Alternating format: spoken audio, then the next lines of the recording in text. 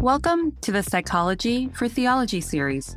Theology is reflection on God and God's relationship to all things, but especially to human beings.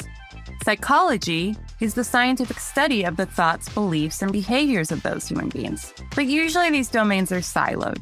Blueprint 1543 takes an integrated approach, because in order to live full lives, solve big problems, and serve the culture, we'll need to draw on many different domains of knowledge. But as intellectual as some of this work is, we don't want these how, when, and why questions to feel disembodied and out there. We think this work matters because it actually makes a difference in people's lives, including yours. This is an 8-part series with a free downloadable workbook, available in the show notes. We hope you enjoy. This project was made possible through the support of a grant from the John Templeton Foundation. The opinions expressed do not necessarily reflect the views of the John Templeton Foundation. Before we jump into my conversation with Laird Edman today, we're going to hear a little bit from Justin Barrett to understand what is meant by ritual or spiritual ritual from the perspective of folks who study it scientifically.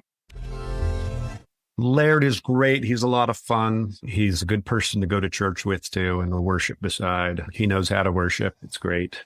Oh, yeah. I caught him off guard once. This is an embarrassing thing about him. Maybe it's a confession of me, but I think it minded him the first time he visited me in Southern California. And my wife, Sherry, and I took him out for lunch, and we were given wrapped straws.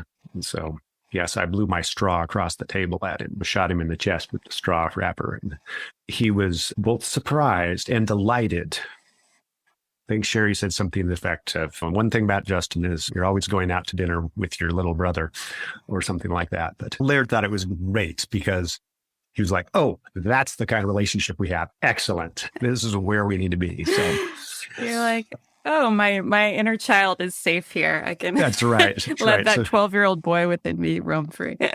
And he definitely has a 12-year-old boy in him that wants to roam. So. Yeah, that's delightful. So Laird is very interested in ritual as a extension of his strong interest in cognitive science of religion, which has been your playground for most of your career. So I imagine definitely a few things popped out in this conversation for you. Rituals, well, they've been defined a lot of different ways, but in the scientific study of religion these days, when people are talking about rituals, usually what they mean is something like behaviors that are somehow socially stipulated is one of the terms that's often used, or that is the group, the community helps decide what they are, how they're performed. You don't just invent them yourself. So personal rituals is not what we're talking about here. We're talking about sort of socially, culturally, conventional kinds of behaviors. So that's one thing, is they've got that dimension to them. Rituals are also actions that are observable in some way. I'll throw that in there. What do you mean observable? Well, there are lots of actions we do that nobody can see. Like I can pray silently to myself and no one else can see what I'm doing. They look like, is he sleeping or is he praying? We can't tell. So usually that doesn't count as a ritual. Rituals are observable, socially stipulated or somehow conventionalized behaviors. And part of that stipulation is that there's a sequence of actions that is kind of predefined.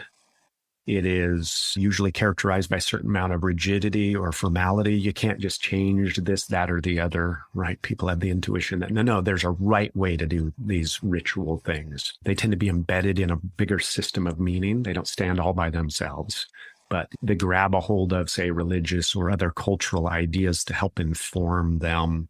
And maybe what's most interesting is they typically have features that are a little hard to understand from just an intuitive causation sort of way. That is, why these actions are stipulated the way they are to bring about those consequences isn't immediately obvious.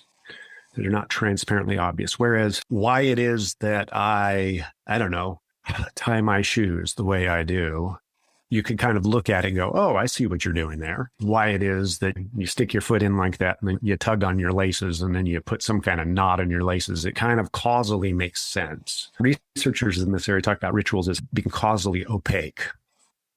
It's hard to see how we got from these actions to these consequences. Why is it that sticking rings on people's fingers and saying a few words makes them bonded together for life? as married people. It's not obvious that rings do that. They have this power that does that sort of thing. Or why it is that in lots of cultures that if you, I don't know, put the tea leaves in the water in a certain way and swish them around just right. And then if you pour them out or read them in some way, that tells you the future. Like that. Or throw the chicken bones on the ground in the following way and you can divine what's going to happen. It's not obvious why the chicken bones need to be thrown on the ground in that way. Causally opaque. So those are kind of the features of rituals, and that helps set them apart from just sort of ordinary ceremonies or other kinds of actions. And they could be religious or not religious. Yeah. So just clarify. So would you not even call it a private kind of spiritual practice, a ritual for scientific purposes or whatever, for building classification? Yeah, usually they're not. Okay. They may be practices, they may be disciplines, but there's at least some effort in the scientific study of ritual to circumscribe the space a little more tightly so we know what it is we're talking about, separated from other kinds of activities they're worth studying, but let's save that word ritual for in a more precise way. And then adding that label religious then further specifies, because these rituals, right, they can be religious or not. We see all kinds of secular rituals. One example of a secular ritual is when people rise and remove their hats for the singing of the national anthem. Well, why do you need to be standing up? What's with the taking off of hats? What's that got to do with? I mean, it's not obvious what hat removal has to do with. Well, it's a sign of respect. There's that sort of building it into a broader system of meaning. It's not just any flag. It's a flag with these certain kinds of features. There's some symbolism and meaning and so forth. But we wouldn't say that's a religious ritual necessarily. Sure. What often sort of pushes something to be considered a religious ritual in these scientific treatments is some kind of representation in the action structure that there's a superhuman agent present. And that sounded very vague and mysterious, but usually it goes like this, that someone in the action is representing divine agency somehow, or an object is representing divine presence somehow. So in the Lord's Supper or Holy Communion or Eucharist or whatever you want to call it, right? The elements are representing the presence of the divine. In the traditional wedding ceremony, usually a pastor or priest is representing the presence of the divine. When Catholics cross themselves with holy water when they enter a church, well, the holy water has been blessed. And so it's representing the presence of the divine. And not just anybody can bless the holy water, but somebody who had been ordained through a previous ritual, religious ritual. And so you see there are these systems of religious rituals that then enable other religious rituals to take place, because the right elements then are making some kind of connection to divinity. And because of that, then they have certain properties, certain power behind them. At least those are our intuitions. Because if the God does something, is acting, then this isn't just ordinary day-to-day kind of mundane stuff. And especially if the God is in that agent's position, right, is the doing. So that usually this is a priest or holy person who is then initiating the action, is acting upon someone or something. Those feel like, the God's doing something here. That is probably really important. It probably needs to be surrounded by signs of the importance of this event. So sensory pageantry, smells, sounds, unusual adornment, and so forth. And the consequences of that action, by and large, are thought to be permanent. Because when the God acts, that's for good, because they've got this sort of superpower. That's Lawson and Macaulay's theory of religious ritual, Tom Lawson and Robert Macaulay. But we've got empirical evidence cross-culturally that, these predictions do seem to bear out most of the time in religious rituals. Yeah, it makes me think about how you mentioned earlier that there's like this instinct that there's a right way to do these things, and you don't do it a different way or a wrong way. And some of the most serious disagreements and conflicts in church history were around sacraments, and doing sacraments differently was like a big deal. And even today, especially in the more high church denominations, there will be, like, my dad's part of a liberal Lutheran denomination. And on the social issues, they're very open, and there's a wide range of like what they think about that stuff. But only one person can serve communion. And if that person's not there, you don't do communion. There's still like very strict guidelines around the church's rituals. I just find that part of it really interesting. Yeah. And one of the reasons why, at least from this theoretical perspective, one of the reasons why you would have that kind of rigidity in these religious rituals and that it changes across traditions is precisely because in your high church Christian traditions, there are more honest to goodness religious rituals, as opposed to rituals or ritualized ceremonies that don't have an appeal to God's agency anywhere in the structure. So low church Christianity, even communion, well, it's a memorial service, and the elements actually don't embody the presence of the divine. They remind us of something Jesus did. Well, then, under at least Lawson and Macaulay's theory, it's not a religious ritual proper. Strangely enough. Yeah, and so you would expect that there's actually a lot more latitude with what you can and can't do there because, well, the God isn't present. You're not acting on the God in a particular kind of way. Whereas in Lutheranism and Catholicism, no. The presence is very important. Yep. Mm-hmm. And so you better do that part right. And that corresponds, yeah. Because in the low church I was a part of back in LA, kind of the very just sort of a evangelical, sort of a Hillsongy vibe, if that means anything to anyone. but yeah, a once a month during a communion Sunday, just a memorial, like you said. So just the elements are out, pre-COVID, obviously. The elements are just out on a table during the closing worship, and anyone can walk up and take some. No one hands it to you. There's no guardian, like anybody can take it. I'm not saying this is good or bad. It just was like very free and just like, oh yes, here it is. It's out. See, it's on the table. Do what you will with it. Do whatever you want.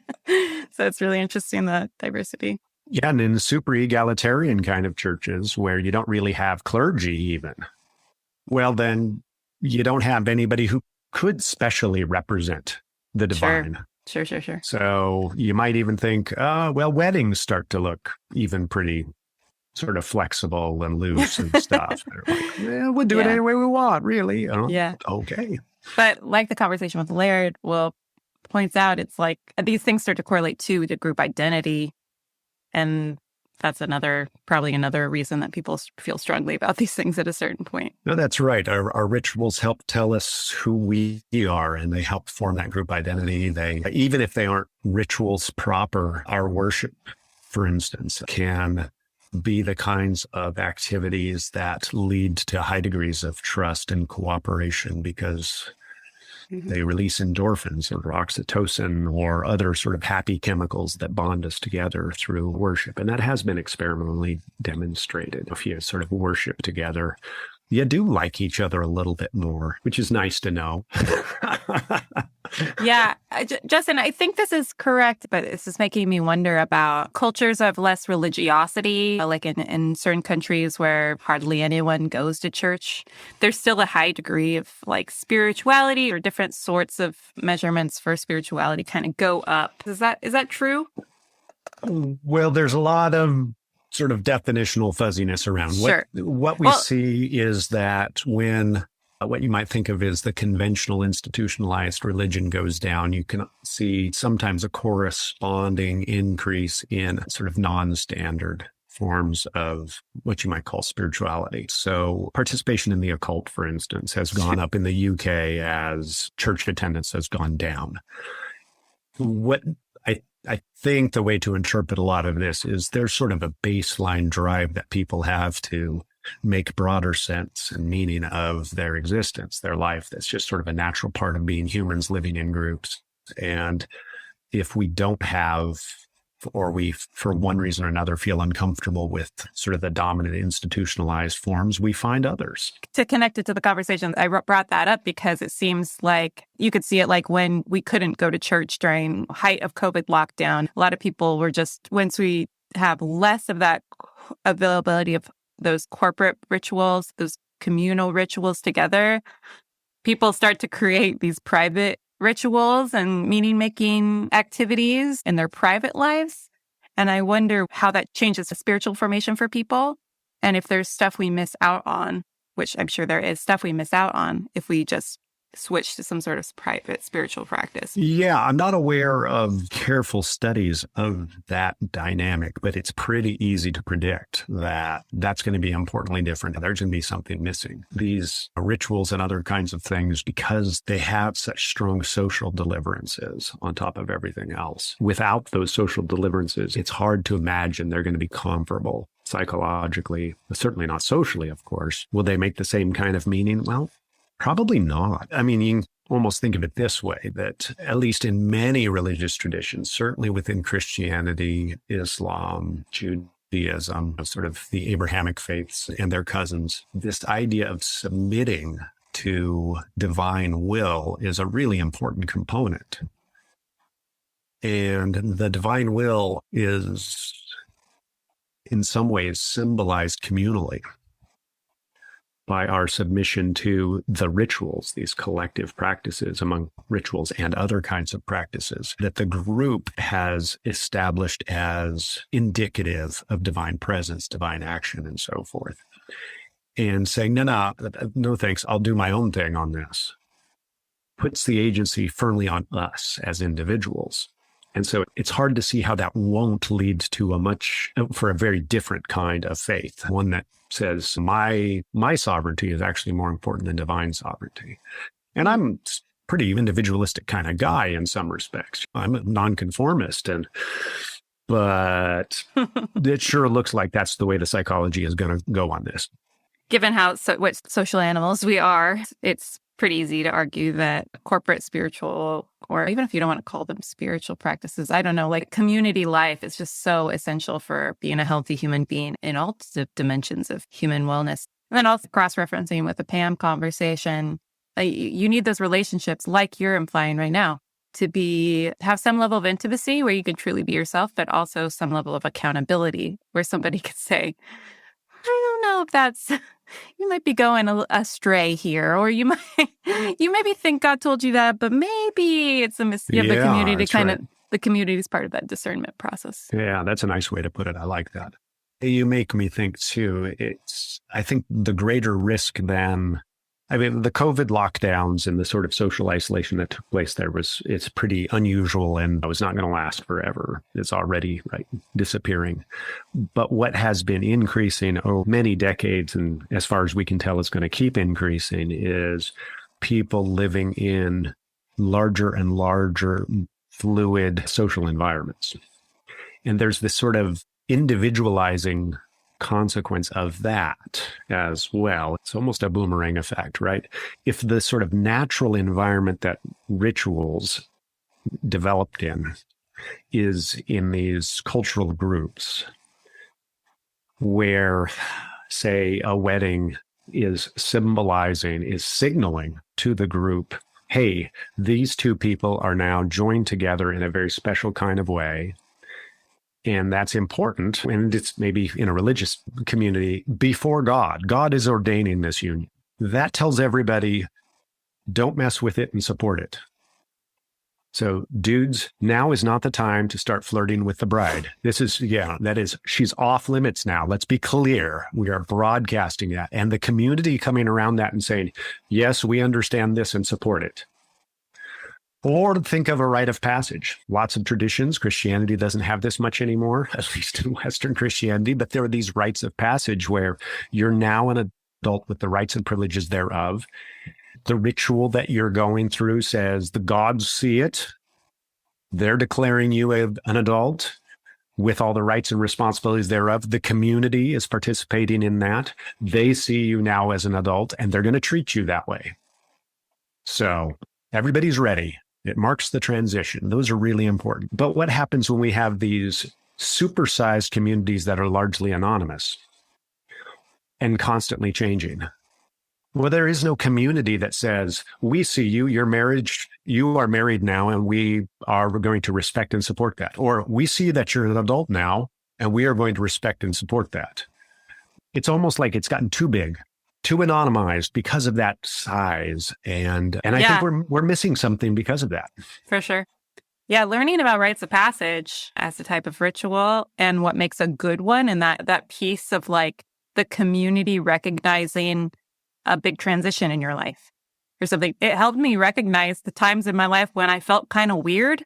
And it's because I felt like I had gone through a big transition, but that there wasn't like a formal recognition of that. Like I needed, Absolutely. you need right. like the people around you to be like, oh, we see this, that something's different now. Like it just, and just having a name for that or being able to name that or categorize that was helpful for me. And then like go, oh, in hindsight, that's why I had trouble. It harms the transition. Like it slows it down, or it makes it harder for you to step into the new phase because that's lacking. I think that's right. And this is a concern of mine. I agree with you. I think we need those transition points. I suspect this is one of the less talked about reasons why we have this sort of prolonged adolescence. And now we call it emerging adulthood. Well, it used to be you graduate from high school and somewhere around there, we're basically saying you're an adult.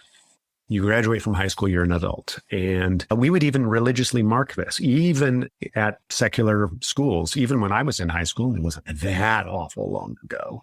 We had a baccalaureate service for the graduates. It was basically a Christian-ish service that sort of accompanied graduation that helped mark this as a transition point. Okay, now you're adults. Well, we don't do that anymore. We pretend, okay, well, maybe graduating from college. Yeah, but not everybody does that. Well, it might take me 7.5 years to get that degree. Well, and it just sort of dribbles on and on. So there is no clear cut, you're an adult now. And our laws don't help that in the United States, where you're sort of an adult at 18, but not really, because you still can't drink, and renting a car is still hard, and there's all this weird stuff that happens. Yeah, it's out of alignment. Whereas in cultural systems where it's like, nope, you've arrived, we've done the ritual. In fact, you've gone out and you've done some really harrowing rite of passage that we've all invested very heavily in, and you've come through it on the other side, and we branded you in some way. There's your tattoo to show you are an adult now. Okay, we're all clear. Now I have to live into this. Right. There's no going back. There's no, well, I don't know. I think I'll take a couple of years and just sort of discover myself. No, you did that on the mountain. It's done. It's done. Even if it isn't. I think you're right. Those touchstones feel like, okay, I still have to own as if. I have to fake it till I make it at least. Yeah. Could be super We're helpful. in a cultural moment where we don't even have to fake it. We can just go, nah, I don't have it together. No, I'm going to be a kid for like 20 more years, maybe. Hey, the face is looking good, parents. It's looking great. Yeah. My kid's starting preschool on Tuesday. So I'm thinking like, I think we need to do something. I think we need to like, I mean, not just for her, like for us too. Like, I think there's something out, some kind of ritual. What's funny is we've almost, I think because of some intuition that we have that these rituals are important, we've almost overdone it. So this is the other thing about really good rites of passage rituals are few, they're rare, and they're really done up well. But we were like, okay, they're important. So we're going to have a graduation from kindergarten and then first grade and then second grade. And they're like, okay, whoa. They need to be rare. Otherwise, they just start looking silly at a certain point. Yeah, if you have too many. So there's a sweet spot somewhere. Yeah, which is what Laird is trying to figure out. He's going to do all the research and let us know where the sweet spot is. I'm sure glad he's going to get that sorted for us. That'd be great. Over the last several decades, an area called the cognitive science of religion has been developing lots of theory and research and data about what are some of the sort of across the human species cognitive architecture, the way our brains work, that make us religious in particular ways, that allow for and constrain the way we experience and practice religious belief and behavior. So that work has been really interesting, but it's mostly all pretty academic. All right, what does this have to say about the way we do church? In what ways are we doing church that are counterintuitive and thus problematic? In what ways does our cognitive architecture push us to act and believe in the ways that we know we ought not? It's not so much the cognitive science of religion as it is the cognitive science of idolatry. So would it be accurate to say that like the way that our minds work and are built, like you use the term cognitive architecture, that we are inclined to worship? Oh, yes. There just simply isn't a culture known that doesn't have beliefs and behaviors that are normally characterized as religious.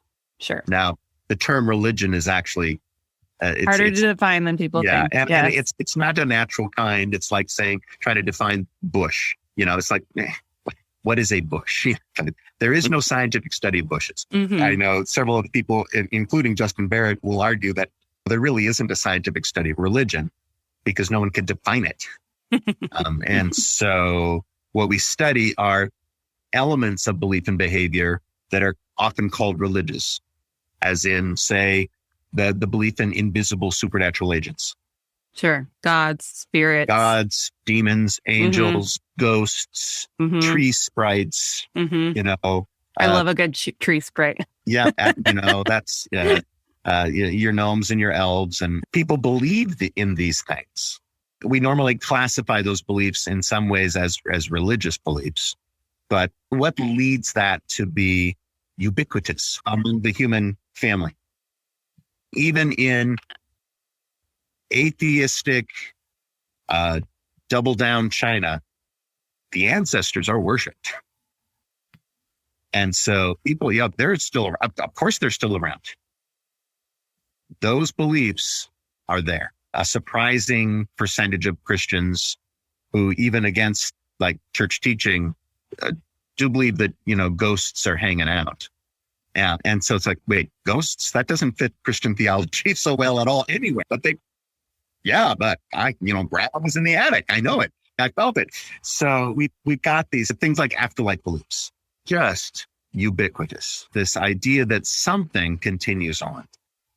These particular things that are studied in cognitive science of religion normally fit into the rubric of what we call religious. Yeah. What this is making me think about is just that we are gluttons for finding meaning and purpose in our lives and the lives of the group we're a part of and the lives of just the human race. And in order to do that, you have to create a narrative that can hold those things. And that is another one of those cognitive architecture pieces. We seem to be teleologically driven. That is this idea that everything is there for a purpose and for a meaning. Why did it rain on my wedding day? Why did I fail that test? The famous example by the woman who studied this is asking young children things like, why are rocks pointy? Well, it's so that, dinosaurs don't sit on them and break them. That may be an effect of rocks being pointy, but it isn't why rocks are pointy. But no, that's why they are pointy. And one of the really interesting things about that research is the discovery that no, we don't ever get rid of those initial intuitive beliefs. We just write over them. And so if you put someone, even a biologist or a physicist, under cognitive pressure and then ask them questions, they default to the same intuitions they had as children. They're still there. That's super interesting. They're still there. So we've been talking about like these types of beliefs that are usually thought of to be religious, believe in God, spirits, and teleological explanations, purposeful explanations. And another human thing that's generally thought to be religious is ritual, right? Rituals usually under that umbrella of things that go along with religion. And so more specifically, you're talking about some of these things, right? Oh, I have become enamored of ritual. It's where I'm living right now. I find it to be so important and fascinating and in just so many different aspects of our lives, but particularly our religious spiritual lives. But ritual spreads across our whole life. Every family has its family rituals. And one of the things that distinguishes really healthy, tightly bonded families from families that are not particularly healthy is the rituals that the family engages in. Those things bind us together. And so that's one of the reasons why, for example, the evangelical megachurch that sort of eschews ritual. Well, of course, they have their rituals. They just tend to not do them very well. And so people say, well, oh, come on, it's a different style, different worship style. You want to say, well, what is it we are hoping to accomplish with the ritual? Mm-hmm. And one of the really important things that ritual does is it creates social bonding. It binds us together with other people. Justin Baird has written a book recently, Thriving with Stone Age Minds. That whole understanding that so much of our knee-jerk, unconscious intuitions come from trying to solve adaptive problems that came up about, say, 30,000 years ago when we were all on a permanent camping trip with a small group of people on the African savannah. And how do you solve those problems? Well, one of the problems you need to solve is, who are my people? Who do I trust? Who is safe? Who's not?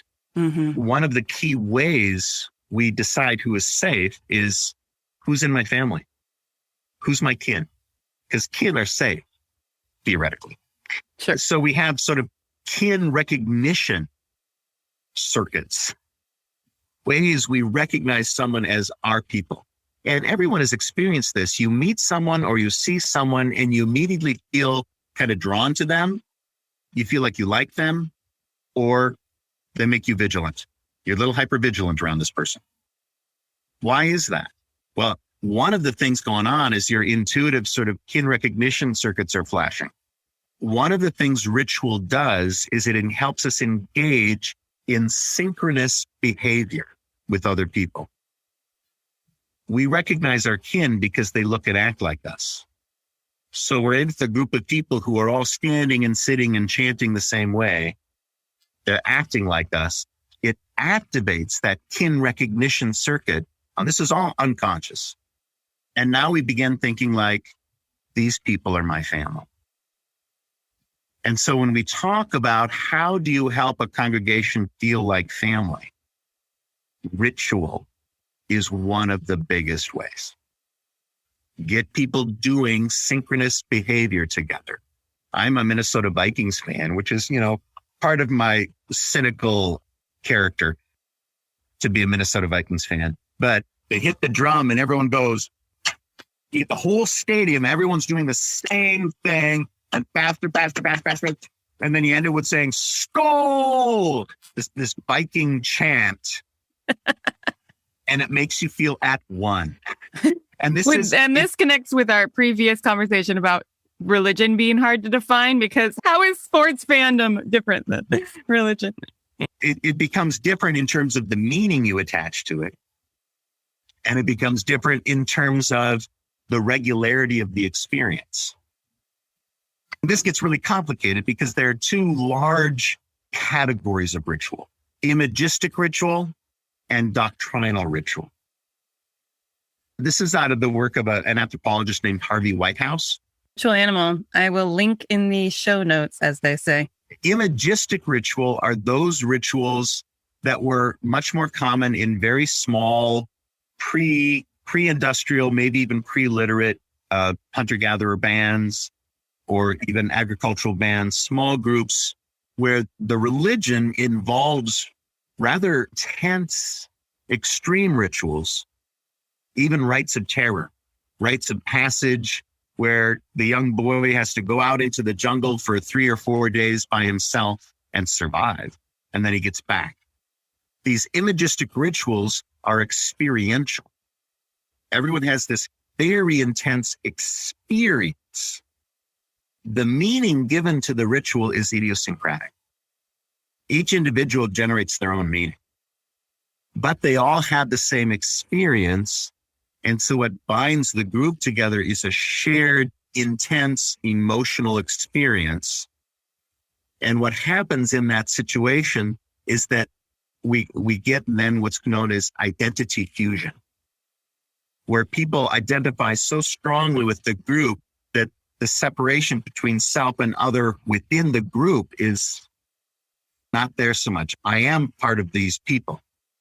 People who engage in that kind of ritual and have that kind of experience and that kind of a religious life are much more willing to sacrifice themselves for the group.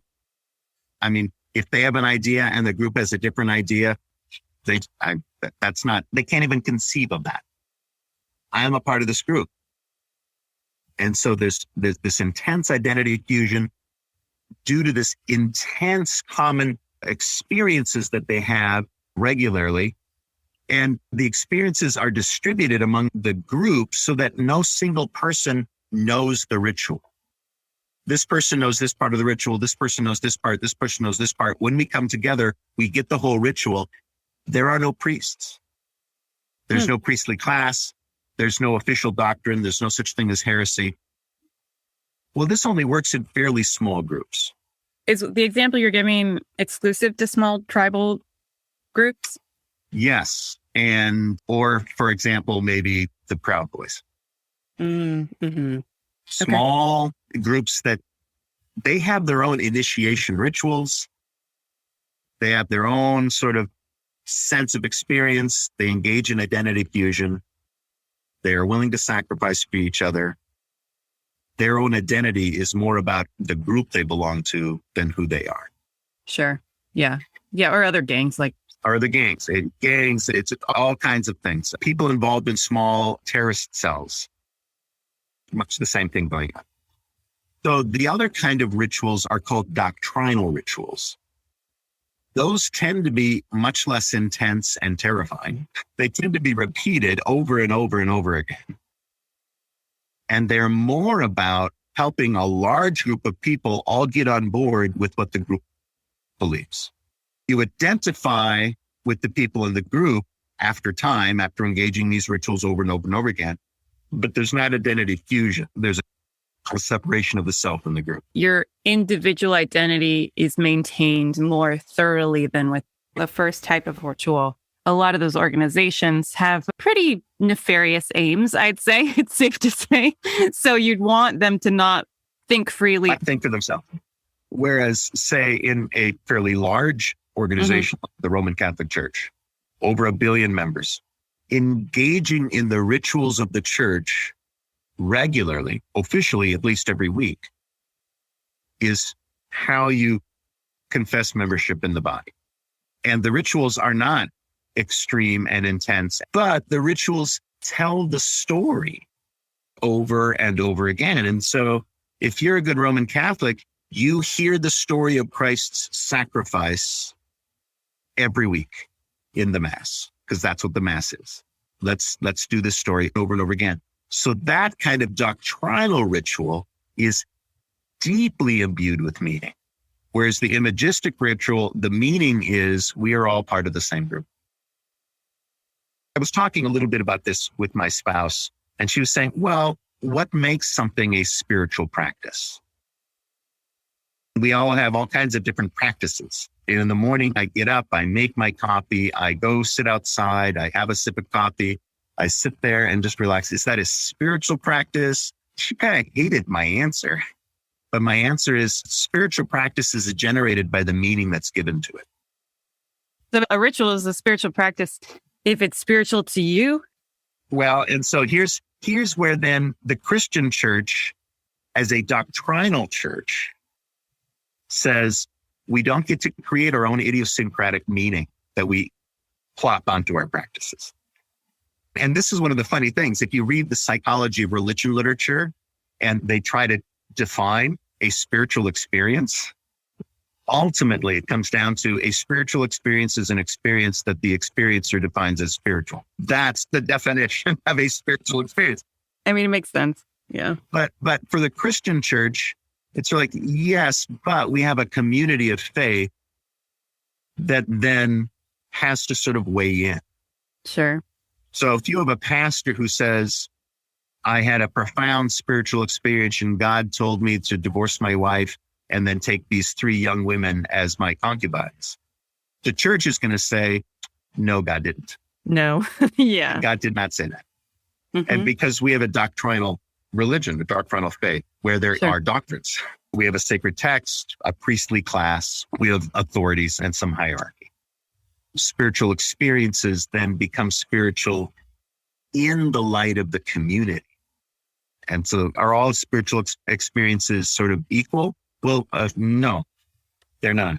This might be a little bit of a detour, but you've been talking about rituals and emphasizing what they do in relation to group identity. You talked about how this is using these cognitive mechanisms from way back in the old days that were developed to help us discern who's safe and who's not. And of course, we all associate with groups, and it's not bad.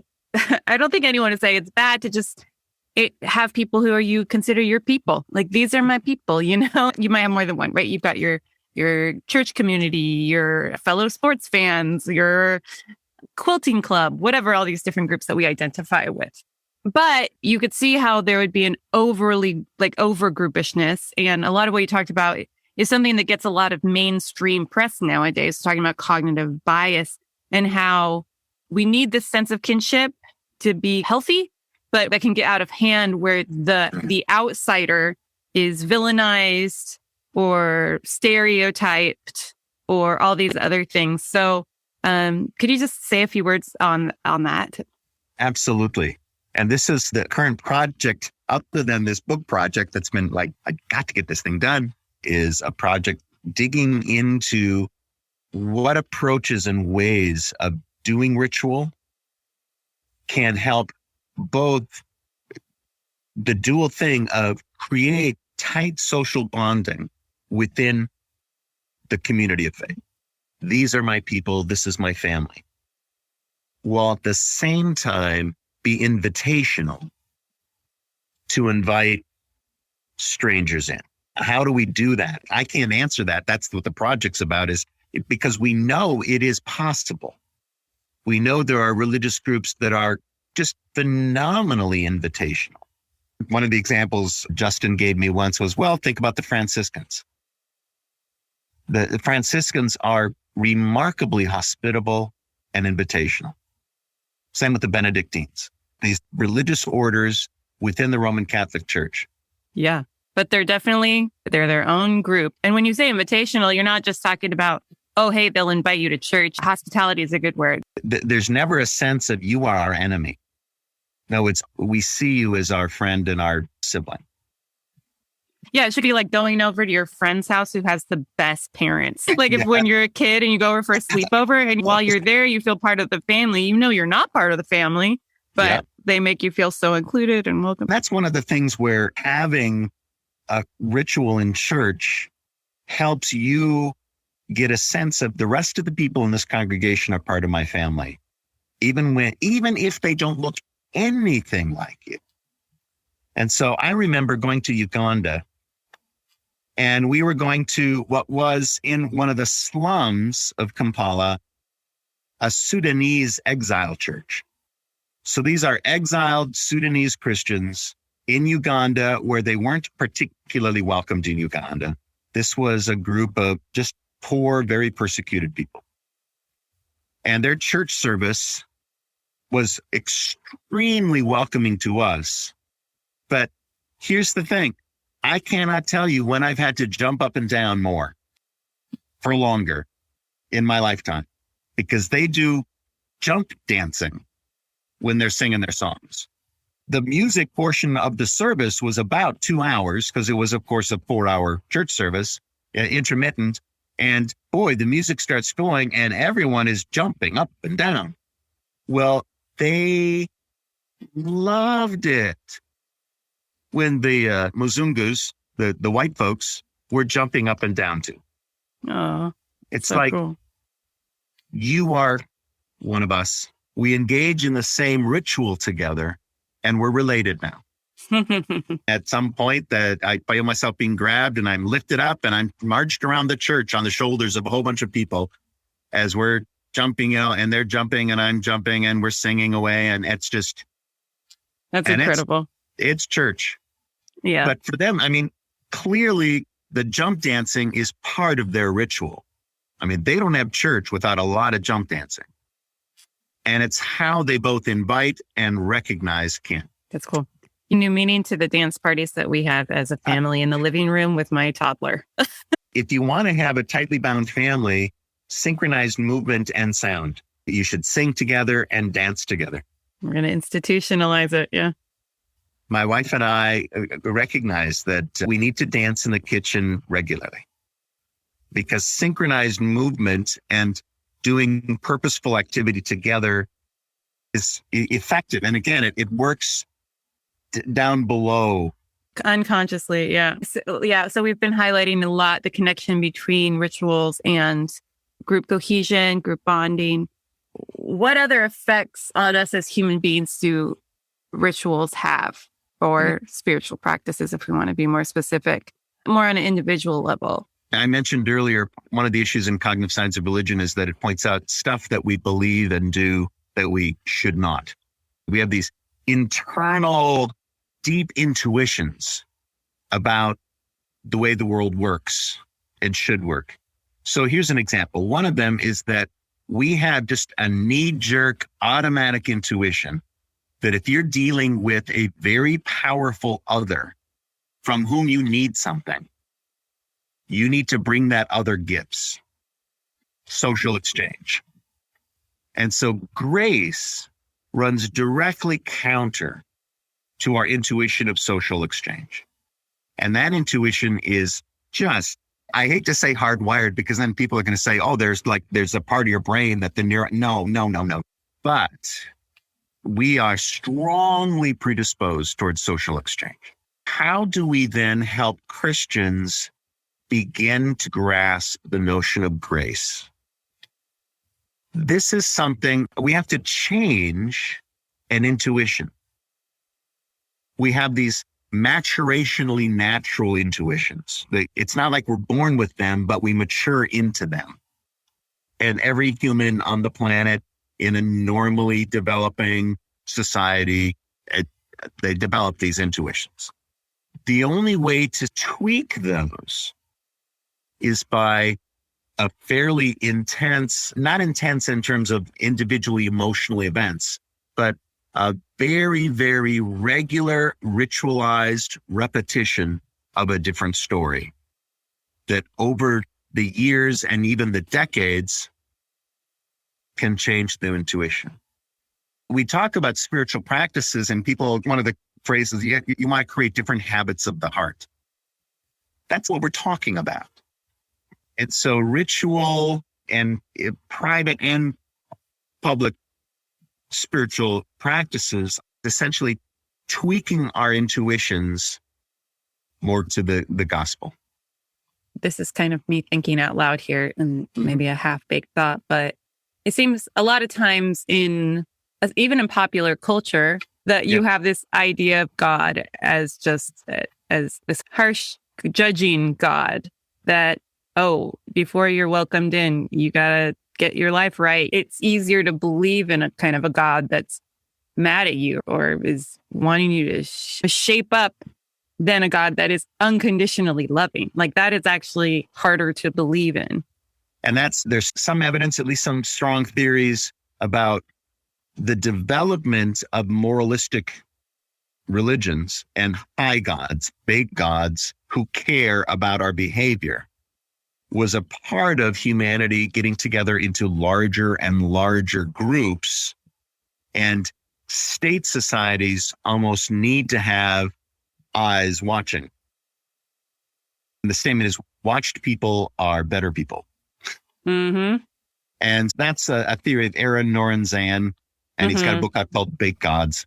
Mm-hmm. But he's recently been challenged by Harvey Whitehouse, the ritual guy, who said, no, it's not so much that the moralizing God is watching and wants you to be good as the communal rituals help introduce and create sort of community standards of behavior that are reinforced regularly in the story of the ritual. Plus, we bind ourselves to the community. We identify more with the community values. Yeah. I say we need ritual in the church and in our families and in our communities to help connect us to each other and to see each other as kin, but also then to create deeper shared value set. Right. And so that's part of what that does. This could get us into a whole conversation about conditions for change. Once you are welcomed in and treated with hospitality and start to believe in this unconditionally loving God and this unconditionally loving community, aren't those better conditions for change than one that's asking you to change all this laundry list of things about you? And another one of the things that sort of ritual and spiritual practice does is it affects our memory. And so we want to both remember the propositional truths of what we value, but Protestants, especially evangelical Protestants and Reformed Christians, I kind of identify as Reformed nowadays, they're all about the propositions and the doctrine. They love that. You got to memorize those Bible verses. And it's not how it works. It's not how it works. Plato was wrong. It's very Platonist. And at one point, Plato had said to know the good is to do the good. And so obviously wrong. I know so many goods and I don't do them. I know good. I know good. doesn't mean I do it. Yeah. And so how do you know the good in a way that actually directs the internal voice in your head? Yeah. And the internal sort of dispositions of your will. Drilling down so that it's not just what's called semantic memory. I know the facts, but procedural memory, muscle memory. Only the muscle we're talking about is our dispositions and our will. How do you drill that down? Again, it's through regular spiritual practice, particularly ritualized practice, but also prayer. You sent a question about, are all spiritual practices the same? And it's like, oh, no, they're not. But it all depends on the community into which you're doing them, the meaning you assign them. But let's say, for example, prayer. There's a fascinating book by Tanya Luhrmann. She's an anthropologist at Stanford called When God Talks Back. Yeah. It's great because she just embeds herself in a charismatic vineyard fellowship for several years. She goes to the Bible studies. She joins a prayer group. She goes to worship. She goes on a mission trip. She just really lives in the group. And every week she's going to Bible studies and going to prayer meetings. Yeah, because it's one thing to like study a group behavior from an outsider perspective, but it doesn't give you the whole picture, right? So she really wanted to become an insider, even though she didn't identify as a Christian. No, she didn't identify as a Christian. In the book, she ends with this lovely last few pages in the book. She says, so can I say that these people aren't actually hearing the voice of God? No, I can't say that. So interesting. One of the big questions of the book is, these are not crazy people. They're intelligent, many of them highly educated, and they say they hear the voice of God. How is this possible? And she, is this totally secular, agnostic at best, anthropologist from Stanford saying, normally you would think someone who says, I hear the voice of God, well, they're missing their medications. But no. So she spends all this time trying to understand. And one of the things she comes up with is that part of what's involved is the training of theory of mind, one's ability to have a sense of what someone else is thinking. We all have to develop a theory of mind when we're growing up, when we acknowledge that other people don't have the same things in their head as I do. And it's possible for other people to think something that isn't true. Right, yeah. It's possible for them to know something I don't, and for me to know something they don't. I mean, children the age of 3 don't really have this. It's one of the things I try to tell parents. Your 3-year-old isn't lying. They're incapable of lying because they don't know that you don't know what they know. You have to understand that other people's brains are different than yours before you can learn to lie. So 5-year-olds, okay, they're getting there. They got it. Yeah. But a 3-year-old, no. What Tanya Luhrmann says is, okay, so we develop this theory of mind based on the evidence we get when we're talking to another person. We see their face, we hear their tone of voice, we hear what they say back, body language, context. All of that helps us understand that, right now I can get a sense that, oh, am I boring Sari, or is this interesting to Sari? And I watch you to figure that out. So I'm reading your mind with these clues. And the more you get to know someone, the better you get at it, because you notice patterns, or you're like, oh, this person gives me these types of cues, or that types of, this is a nod, or this is the eye contact person. Pretty soon with your spouse or our best friend, you're completing each other's sentences. Oh, yeah. And there's so much between my husband and I, especially spending so much time together during all this COVID. We don't even have to say anything. And we just do to get dinner on the table, or we know what the other's doing and what they're not going to do. So the question is then, how do we hear the voice of God or feel the presence of God? Because the evidence is different. Totally.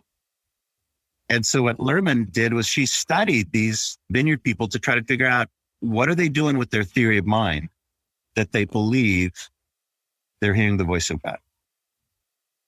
And so she actually did an experiment and had people randomly assigned to 3 different groups doing different kinds of prayer exercises for 6 or 8 weeks.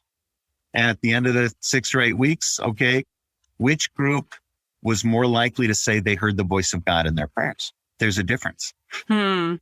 Ignatian prayer exercises led to the highest incidence of. That was number 1?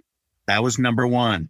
Over Lectio Divina, over other, the practice of putting yourself into a particular situation in Scripture and spending time hearing the birds, smelling what it smells like, just imaginatively placing yourself on that hill by the Sea of Galilee, listening to the Sermon on the Mount, and very carefully training the imagination to put yourself in that place.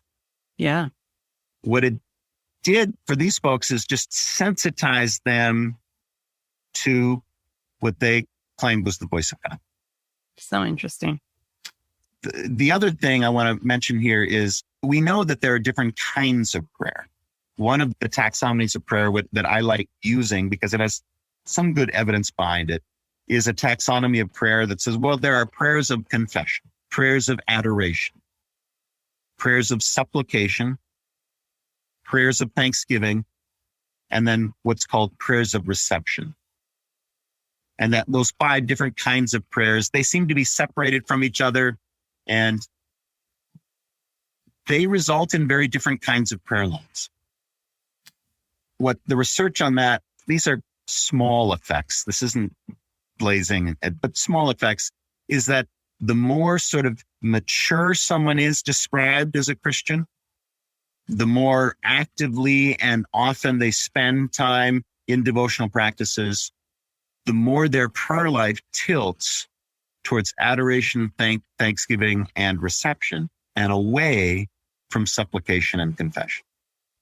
That is, their prayer life tilts away from asking for stuff and more towards Gratitude. listening and praising. Wow. Do you know who did those studies? A guy named Kevin Laird. He's done a lot of the prayer stuff, hasn't he? Laird and Spilka, they were the ones who did the initial factor analysis and came up with the measure of these 5 different prayer types. We'll link to some of Kevin's work in the show notes too here. There was a question here about effect on character formation. And I think what you're talking about is character formation, right? Increased gratitude and at least within the prayer life, but I can't imagine that not extending outside of the prayer life too. Thing you want to add, because we got a specific question specifically about singing. We've talked quite a bit though about how that forms group cohesion. I don't know if there's anything you want to add. Your anecdote was great about the jump dancing. Singing does some really important things. Evolutionarily, it's probably been around at least, 250,000 years. There's an argument in the ethno-paleomusicologists about which came first, singing and music or language. Wow. It goes way back. And again, every culture's got some form of this. So rhythm is pretty key involved. The beating of the drum, that's the first musical instrument, and every culture had drums. Rhythm and pitch and timbre and dynamic range, these things do things physiologically to us. They create tension and then release it. When there's a good, strong beat going, people's brains and their whole nervous system is primed to move. There's a tension that builds to move to that beat. So it's like, if you get a strong beat going and you look at a crowd that's hearing the beat, you just can't see anyone who isn't moving at all. And if you do, you just don't trust that person. So what the heck? What's going on? I say music fundamentally has 4 functions. One is it's a very powerful social function. And that helps you identify your group. It helps you create cohesion within the group. You can express or declare group membership with the songs you sing. I tell you, get some teenagers together who have never met. And that's one of the things they ask is, who do you listen to? And what's your music? I'm of the age where sharing mixtapes was pretty intimate. It's like you're sharing your music with someone. I was in the tail end of that, of someone burning a CD for me, Yeah. And so it's like, if you like the music I like, that's a good sign that we are connected. We also know that music has very strong emotional functions, both emotional expression and emotional regulation and exploration. You listen to the right song and it helps you express an emotion you had trouble expressing. It helps you understand an emotion that you're having that you didn't get, but it helps regulate emotions too. Listening to sad songs sometimes helps the sad.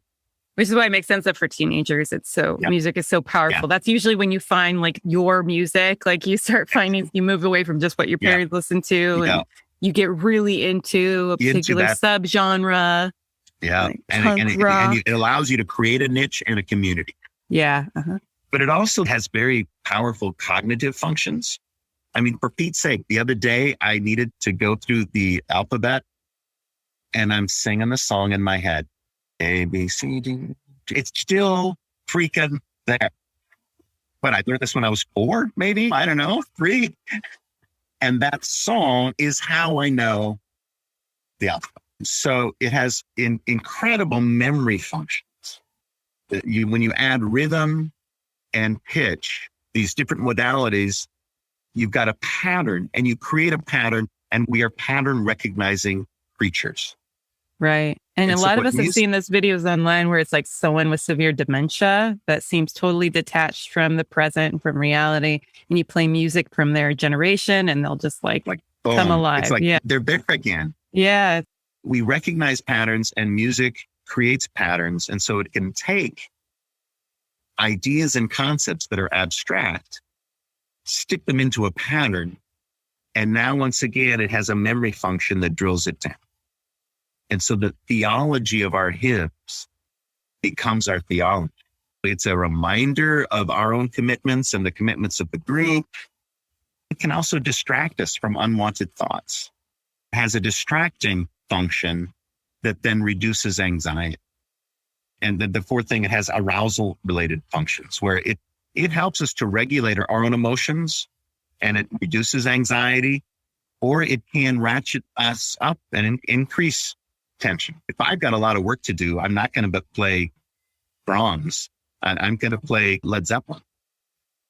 So, and that gets me going. There's a real trend of these playlists or YouTube videos that are like, it's like sounds for productivity, where sometimes it's just like synthesizer type sounds and stuff. And I wondered if there's actual science behind that. Well, I mean, or for deep focus is another thing. Focus, yeah. It's that sense that it's enough distracting that it keeps all those other voices that are always bugging us in our head, but not so distracting. Right. That the thing we're trying to do, it's like, before you called, when I'm kind of looking through some notes, I'm listening to essentially the soundtrack from the movie Arrival, which is just moody. It's yeah, I love that movie. Fantastic. Yeah. So music does all these things. You add it then into a spiritual context, and it has a lot of power for spiritual formation. But here I don't want to be accused of being a cultural snob.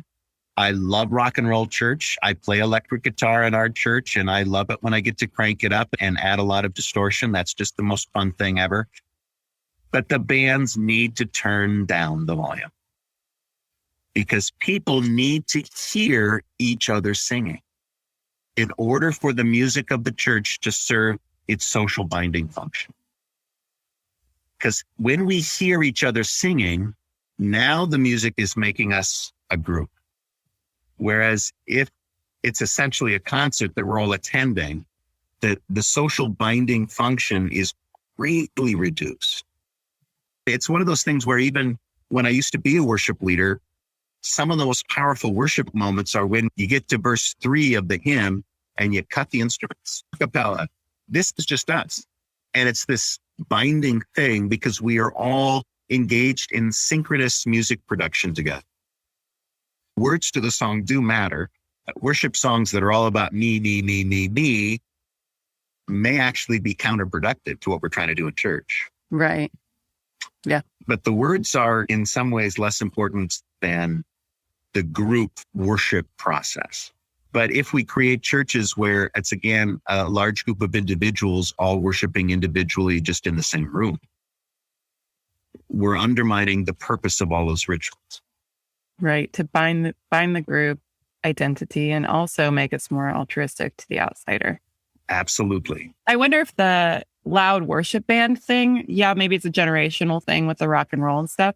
But also I wonder if it's like, oh, then people won't be self-conscious about their singing voice. And which kind of links to one of the other questions I sent you about different types of people and spiritual practices. Some people, like, I love singing. I'm a singer, and the singing part of church is like one of my favorite parts. But for a lot of people, it's not. For some people, it's kind of uncomfortable. What you're kind of saying, though, is that everybody has the cognitive stuff that makes singing in a group powerful and effective as a spiritual practice, even if you have some self-consciousness about it, right? Oh, yeah. I mean, I love standing and singing next to my brother-in-law in church who can't hear a rhythm and couldn't carry a tune.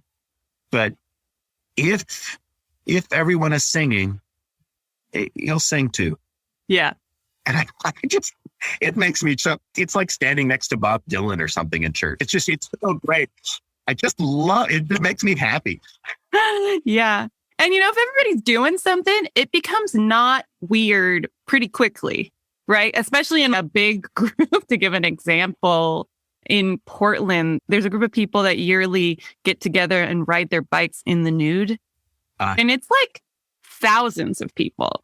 But I've heard from people who've participated in this, it's something I never thought I would do. But then suddenly you see this huge group of people and there's thousands of people riding their bike naked. And it seems like not so weird. So that's a really, maybe kind of an extreme example. But maybe if someone told you have to go to church and you're going to have to jump a lot, and you're like, I don't know. But then when you're there and everybody's doing it, it's jumping. Like, it's like, okay, as long as my knees hold out, I'm bouncing. I'm doing this. Yeah. Yes. I mean, the Portland ride is in some ways an extreme ritual. This is the way it breaks social norms. Yeah.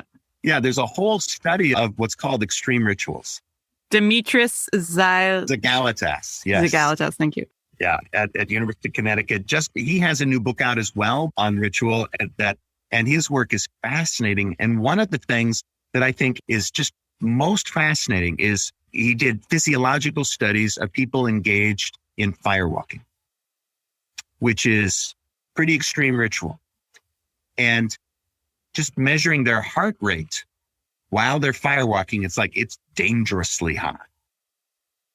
For the spectators, people who were related or a part of the firewalkers community, their heart rate was synchronized with the firewalker and almost as high and in the same. The spectators who were just like tourists, were not synchronized. And so there's a sense where if someone is engaging in an extreme ritual, the people who are part of that person's community experience it with them. And so I'm thinking about in Baptist traditions where you got to get someone up on stage in that goopy robe and in that tank of water, and they're being baptized in front of the whole congregation. And everyone in the congregation who has been baptized and is a part of that experiences it. I'm not Baptist. I'm definitely a sprinkle a little water on that little baby kind of person. But I get the power of that and how it helps, again, introduce someone to the community and bind them to the community better. When I hear about extreme rituals, I think, oh yeah, these are people who, what engaging in that ritual does for them is that, at least for a time, helps them feel like they really belong. Yeah. Part of something bigger. Part of something bigger. And we yearn for that. We are phenomenally social, and in ways that even our nearest chimpanzee relatives, they're social animals, but they're not. The complexity of their social organization and the requirement that they can survive alone. We absolutely cannot. Humans alone die. I have to say, it's like sometimes learning about the science of something might have a de-enchanting effect, but I feel like with ritual stuff, that makes it more enchanting. It's like, but that's crazy. Like, that's insane. You start realizing, oh, this is so important. And this is one of those things that we've discovered in our family. Things my wife and I didn't know we had rituals for. But our children, once they grew up, if we tried to change anything about how we do Christmas or how we do this summer vacation, it's like, no, wait. No. We have to do it the way our family does it. And we didn't even know that we had this ritual. Yeah. It just happened naturally. And it took on deep meaning for them. It took on meaning. It's sort of, this is what we do. This is who we are. And for our children, it makes them feel safe, even as 35-year-olds with their own kids. Yeah, there is that safety and security element to it too. Well, cool. You're such a great resource. This is a little bit not strictly connected to what we've been talking about, but someone asked about vulnerability and if the psychological concept of vulnerability in social psychology, if there's any work being done there. Just working from my own experience, vulnerability in church settings is often pretty emphasized. I guess it depends what your context is. California evangelical churches, they're like, let's talk about our feelings, everyone. But sometimes that's a little bit forced and you're expected to have this level of vulnerability that isn't always safe or comfortable. But I don't know if you have any comments on that. Well, and there are several sort of literatures around things like this. And I'm only marginally familiar with the literature in both group therapy and group work settings. But there is a literature of particularly, is it a good idea for a leader to be vulnerable? Yeah, I was going to bring that up too, because pastors have a range of what they think about that. And usually there's more vulnerability from the congregation that's expected than from the leader, because there's an idea that you want your leader to be kind of a little bit better, a little superhuman, or... Well, you need your leader to have worked through it. Mm-hmm. If your leader is currently racked with doubts and has no idea really what to do next, you don't necessarily want to follow this person. Mm-hmm. And so there's a sense where in Christian settings, it becomes a little twitchy because on the one hand, we're supposed to all admit we are broken and in need of grace. God's strength is made perfect by our weakness, or our weakness is perfected in God's strength. It's like we are weak, He is strong. But we need our leaders to have experienced that, gone through the conversion, spent their time weeping, and now they are being led by God. There's a sense that it's hard to follow a leader who is weeping in front of the church and saying, I don't know what to do. Like, maybe you need to step down from leadership then. And so part of what this fits into is in the cognitive science of religion, there's a whole literature on costly signaling and what's called creds and cruds. Creds are credibility enhancing displays, and cruds are credibility undermining displays. I feel like I'm going to let you finish there, but I have something to say. No, I was just thinking while you're talking that small doses of vulnerability is a healthier and credibility building display of vulnerability. But if you hold it in for a long time and have the mask up of no problems until one day you have a meltdown and it's this huge display of, I don't know what to do. My life is actually a mess. That's the opposite effect. The opposite effect. And that's what you see. You see that pretty often with burnout and stuff. One of the pieces of research, this is sort of on the side, but I think this is fascinating. Research on people who engage in self-effacing conversations. Say, oh yeah, well, I'm kind of stupid about those things. If someone who is in a position of power makes self-effacing comments, it increases their power. But if someone is in a subordinate position, makes self-effacing comments, it decreases their power.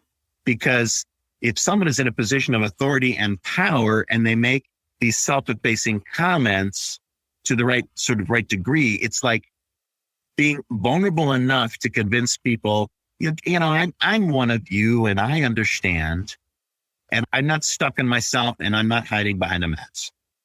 And so there's a certain amount of being vulnerable that increases authenticity. Because this again, then, okay, let's go back to the African savannah and our small hunter-gatherer band. Every single member has to contribute or people die. So the real danger in a small band like that is a freeloader. And it's one of the reasons that there's some researchers who believe that's why humans developed the ability to reason, was to find freeloaders, because it's such a danger to the group. And so authenticity now is really important to us. We need our leaders to be authentic, because if they're not authentic, they're dangerous. How do we know if someone is authentic? They engage in both costly signaling and credibility enhancing displays. Costly signaling has to do with doing some behavior or saying something that costs you, but you wouldn't do it if you don't actually believe and aren't actually committed. Shows, look, I am one of you. I'm going to give up this or that. I'm going to fast. I'm going to engage in some painful ritual. I'm going to do something potentially embarrassing. I'm going to not be paid as much as I could get someplace else, because I'm going to serve you here. I'm going to signal that I'm committed. Therefore, I'm engaging in this cost and I'm paying this cost. And that signals my authenticity. And then we trust and are willing to follow people like that. And those are related then to credibility enhancing displays, where someone says and does things that makes us feel like, yep, this person is real. I think to an extent, vulnerability, which is costly, fits into this signaling. But if you have some pastor who stands up and says, I have a confession to make to the congregation, I've been deeply involved in pornography for the last several years, and it's still a problem, and I need you to pray for me. Ooh, well, you don't want to mention that until it's no longer an issue. So there's a sense that vulnerability can actually then be a credibility undermining display rather than a credibility enhancing display. Interesting. Those are some interesting connections, Laird. Those some interesting moves you made there. You're good at this. You really have a heart, I can tell, for utilizing your psych education to help the church out in really practical ways. I think we have ranged rather widely. Oh, yeah. We got some good, meaty stuff there. It's really good. I can't wait for the book. Well, me either. Me too.